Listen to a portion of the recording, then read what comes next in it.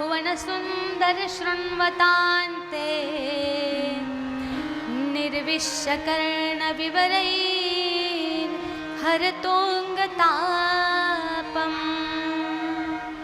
रूपं दृशां दृशिमताम् अखिलार्थलाभम् त्वय्यच्युता विशति चित्तमपत्रपं मे. 7 श्लोकांमध्ये संस्कृतमध्ये आमच्या रुक्मिणी मातेनं पत्र लिहिलं. सगळ्यात पहिले श्रुत्वा गुणान ब्राह्मणाच्या हातामध्ये पत्र दिलं आणि सांगितलं आज रात्रीपर्यंत काही करा, श्रीकृष्ण परमात्म्याच्या हातामध्ये हे पत्र पोहोचलं गेलं पाहिजे अशी सोय करा. विप्रवरांनी सांगितलं चिंता नका करू, मी घेऊन जातो.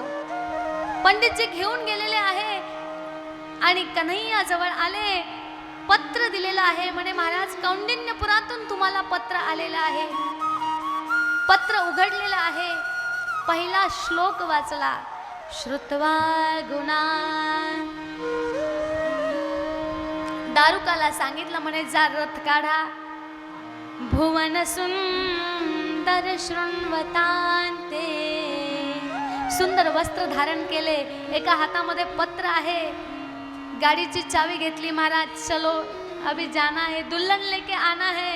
आणि कन्हैया पहिला श्लोक वाचता वाचता घराच्या बाहेर पडायला लागले.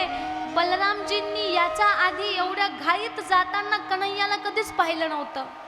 बलरामजी म्हणे ए कन्हैया इधर आजा. बोले क्या है? भैया जी बाद में बात करेंगे.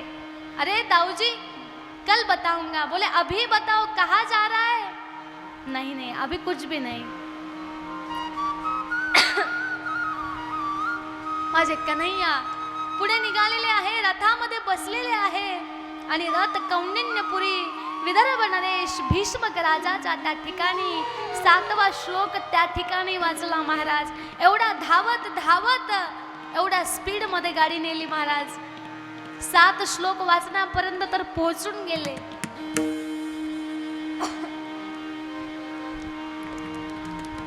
इकडं भीष्मक राजा, रुक्मिणी माता, आई वडील सर्वजण आप्त इष्टगण रुक्मिणी मातेच्या हातावरती मेहंदी काढायला लागले.